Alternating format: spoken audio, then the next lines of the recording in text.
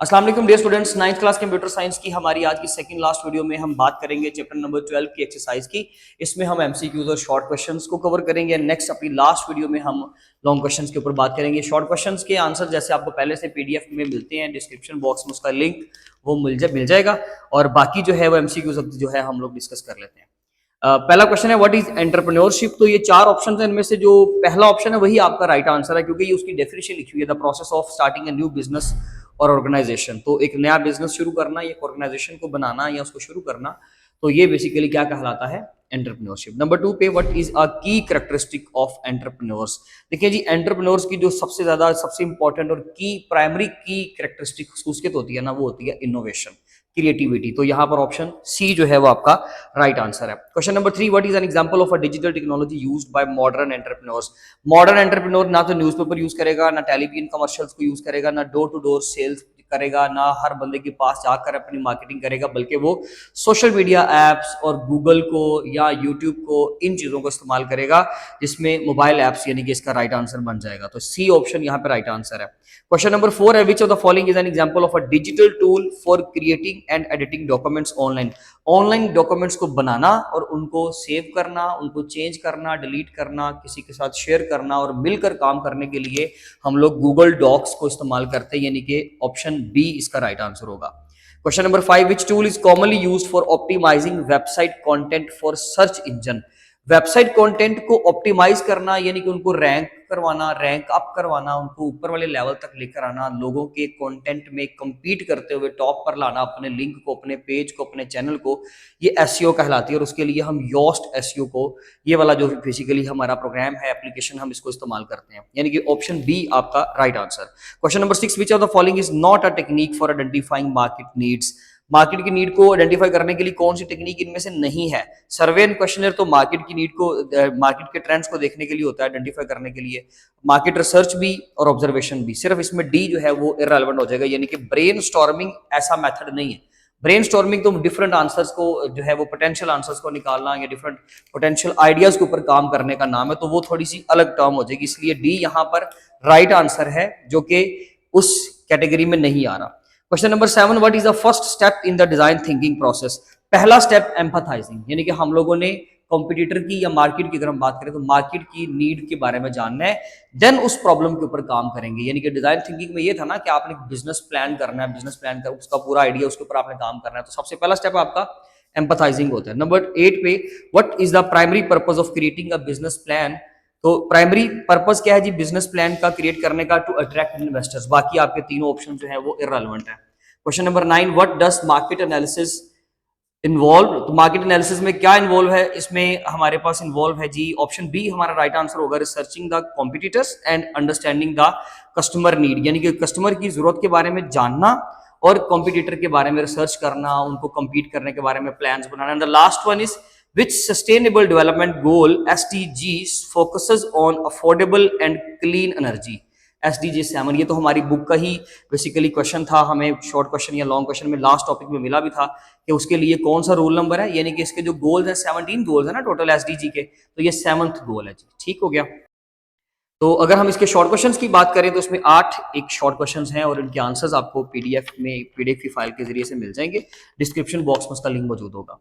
पहला क्वेश्चन है what is the meaning of the word entrepreneur and its reason. हमने entrepreneur का लफ्जी मतलब बताना है और रीजन ये हमने अपने पहले टॉपिक के अंदर, पहली वीडियो के अंदर कवर कर लिया था। एंटरप्रेन्योर जो एक इनोवेटर होता है, एक क्रिएटिव माइंडेड पर्सन होता है जो किसी आइडिया के साथ मार्केट में आता है और उसके ऊपर काम करता है। ठीक है जी। नंबर 2 पे how do digital technologies help entrepreneurs reach a global audience. आज ग्लोबल ऑडियंस तक रीच करना बड़ा आसान हो गया है एंटरप्रेन्योर्स के लिए। जो बंदा भी बिजनेस करता है, लेट्स से मैं कोई भी एक प्रोडक्ट बनाता हूं, तो मेरी कोशिश होगी वो प्रोडक्ट मैं ग्लोबल ऑडियंस में, यानी कि दुनिया भर में तमाम लोगों में उसको बेच सकूं ज्यादा प्रॉफिट अर्न करने के लिए। तो उसके लिए हम कैसे रीच कर सकते हैं, सोशल मीडिया प्लेटफॉर्म्स के जरिए से हम पूरी दुनिया की ऑडियंस को जो है वो रीच कर सकते हैं, ग्लोबल ऑडियंस जिसको हम बोलते हैं।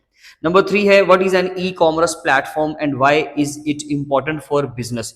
ई कॉमर्स बेसिकली कैसा प्लेटफॉर्म है, ई कॉमर्स यानी कि इलेक्ट्रॉनिक कॉमर्स।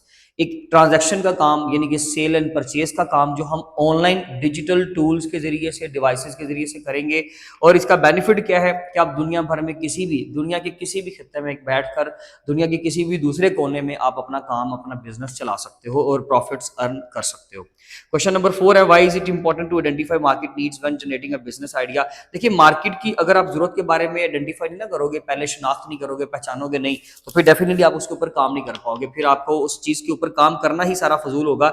इसलिए हमेशा एक बिजनेस आइडिया जनरेट करने से पहले आप एम्पथाइजिंग करें। और ये स्टेप हमने क्या पढ़ा था अपने लेक्चर में, एम्पथाइजिंग क्या होता है कि जब हम मार्केट की नीड के बारे में जानते हैं कि मार्केट में किस चीज की जरूरत है, जिस चीज की जरूरत होगी उसके बारे में पहले जरूरत जब आएगी ना, तो फिर डेफिनेटली इन्वेंशन भी बन जाएगी। इन्वेंशन जो होती है बेसिकली हमेशा किसी जरूरत की वजह से ही जन्म लेती है। ठीक हो गया। तो इसलिए हम लोग क्या करेंगे कि पहले जरूरत को देखेंगे, यानी कि मार्केट की नीड को देखेंगे, देन उसके ऊपर काम करेंगे। ठीक हो गया जी। Necessity is the mother of invention, तो ये बेसिकली उसके लिए कोट दी जाती है कि जरूरत बेसिकली जरूरत जो है वो इजाद की माँ होती है। तो नंबर 5 पे, what is the main purpose of using design thinking in creative problem solving. क्या मकसद है डिजाइन थिंकिंग का क्रिएटिव प्रॉब्लम सॉल्विंग में। देखिए, क्रिएटिव प्रॉब्लम सॉल्विंग यानी कि जब हम लोगों ने एक मखसूस तरीके से अपनी प्रॉब्लम को सॉल्व करना है, उसके लिए डिजाइन थिंकिंग होती है, यानी कि उसके कुछ स्टेप्स हैं जो हमें फॉलो करने होते हैं किसी भी प्रॉब्लम को सॉल्व करने के लिए, जिसमें हमारा सबसे पहला स्टेप एम्पथाइजिंग, देन नंबर 2 पे डिफाइनिंग, डिफाइन करना यानी कि उस प्रॉब्लम के बारे में फिर हम लोगों ने बयान करना है, देन हम उस प्रॉब्लम के बारे में जो भी हम लोगों ने चीज मैन्युफैक्चर करनी है, देन उसको मार्केट के अंदर डिस्ट्रीब्यूट करना। तो उसके लिए हमने कुछ स्टेप्स पढ़े थे, वो हमारे जो इसके लिए मैं जो टॉपिक आपको बता देता हूँ, कुछ लोग अगर इसको इस तरीके से तैयार करना चाहें डायरेक्ट, तो वो यहाँ से भी तैयार कर सकते हैं। ये पेज नंबर आपका 254 होगा, क्रिएटिव प्रॉब्लम सॉल्विंग 12.4.3 आर्टिकल होगा, empathising, defining, ideating, prototyping and testing. ठीक हो गया जी। अगर आप लोगों ने ये लेक्चर ही लिया हो तो जाके ये वीडियो भी देख सकते हैं, देन आपका ये भी क्लियर हो जाएगा बिजनेस आइडिया जनरेशन के ऊपर जो वीडियो बनी हुई है। नेक्स्ट है हमारे पास, explain the importance of market analysis in a business plan, give an example relevant to a local business in Pakistan. देखिए जी, हम लोगों ने मार्केट एनालिसिस की इंपॉर्टेंस बतानी। मार्केट का एनालिसिस करना यानी कि तज्जिया करना कि मार्केट में किस चीज का ट्रेंड है, लोगों को किस चीज की जरूरत है।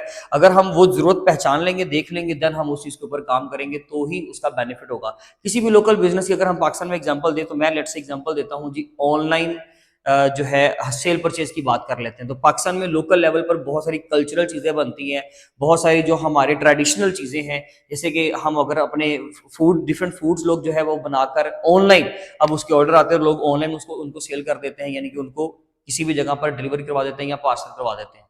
इसके अलावा अगर हम बात करें तो पाकिस्तान में बहुत सारा बर्तनों का सामान, पाकिस्तान में बहुत ज्यादा जो है वो इस तरह की जो हमारे गार्डनिंग का सामान होता है उसको बेचा जाता है पाकिस्तान में, यानी कि रवायती बहुत सारी चीजें जो है वो जिनका सेल परचेज का काम किया जा सकता है ऑनलाइन। तो किसी भी ऐसे आप एक पर्टिकुलर रीजन में देखें कि यूरोप में या ऑस्ट्रेलिया में या यूके में किसी भी एक पर्टिकुलर रीजन में ना फलां चीज की कमी है, और हम पाकिस्तानी बीइंग अ पाकिस्तानी हम क्या कर सकते हैं, अपने इस एरिया से वो चीज प्रोड्यूस करके तो वहां पर जाकर सेल कर सकते हैं। ये एक बेसिकली मार्केट एनालिसिस है कि हमारा यूएसए में एक चीज नहीं मिलती, लेट्स से हमारे पाकिस्तान में उसकी कसरत से वो चीज पाई जाती है, तो फिर हम उसको वहां पर सेल कर सकते हैं। ठीक है जी।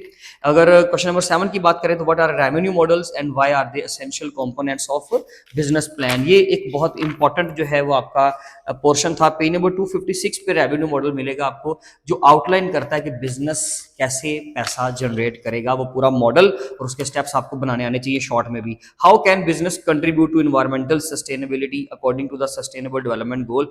सस्टेनेबल डेवलपमेंट गोल के मुताबिक एनवायरमेंटल सस्टेनेबिलिटी का हम इस तरह से कर सकते हैं कि जी हम लोगों को कोई भी ऐसी चीज मैन्युफैक्चर नहीं करनी जो पोल्यूशन क्रिएट करे और एक्सेस ऑफ पोल्यूशन क्रिएट करे, ऐसा नहीं होना चाहिए। हाँ, किसी हद तक डेफिनेटली वेस्ट मटेरियल होता है, लेकिन उसको अच्छे तरीके से डिस्कार्ड करें। अगर कोई कूड़ा करकट आता है तो उसको अच्छे अंदाज से, जो एथिकल तरीकाकार है, जो ऑफिशियल मेथड्स हैं, उनको इस्तेमाल करते हुए आप चीज़ों को जो है वो ज़ाया करें, वेस्ट करें। अदरवाइज आप जो है वो अपने इन्वायरमेंट का ख्याल करें, पोल्यूशन क्रिएट ना करें। जो केमिकल्स हैं उनका जो रीजनेबल इस्तेमाल है वो करें। जिसमें एग्जाम्पल दी गई थी हमारी बुक के अकॉर्डिंगली वाटर बॉटल या प्लास्टिक की बोतल की, कि जब भी किसी कंपनी ने प्लास्टिक बॉटल्स क्रिएट करनी होती है तो वो पुराने प्लास्टिक को रिसाइकल करता है बजाय के नया बनाने के। ठीक है जी। आपको मैंने आइडिया दे दिया, हमने ओवरऑल डिस्कशन तो कर लिया। कोई क्वेश्चन हो तो आप लाजमी तौर पे पूछ लीजिए, वरना आपको डिस्क्रिप्शन बॉक्स में पीडीएफ का लिंक मिल जाएगा, आप उसको जाकर डाउनलोड करें और इन क्वेश्चंस को तैयार करें। इंशाल्लाह मिलेंगे अपनी लास्ट वीडियो में, तब तक अपना बहुत ज्यादा ख्याल रखें। थैंक यू सो मच, अल्लाह हाफिज़।